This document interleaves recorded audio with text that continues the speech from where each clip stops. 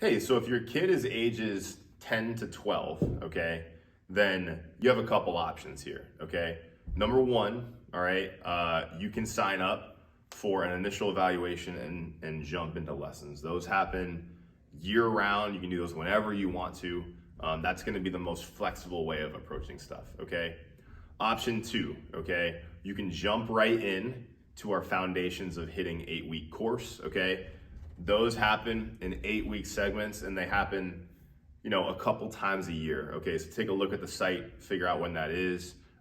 It's a group setting, so your dollar per hour is less than it would be like if you're doing a lesson, but it's not one-on-one, so that's the thing you kind of gotta weigh out.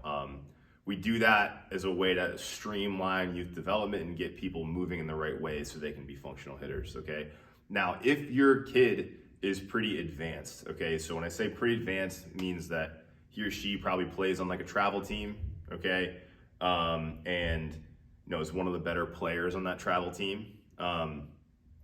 Then you can get into our hitting versus class, okay? You're gonna wanna be doing between 60 and 70 miles an hour. If you're below the age of 11, don't do that. If you're 10, you're probably not seeing between 60 and 70, unless you're seeing like the fastest kid like in your little league, okay? But 11 to 12, that 60 to 70 mile an hour group is probably gonna be a really good fit for you. So hop in that. Basically what the hitting versus does, it allows you to work on not only the movements that are gonna make you successful as a hitter, but also allow you to see pitch pressure out of the machine, so we have an opportunity to be more successful in games, okay? Those are your three options if you're between the ages of 10 and 12.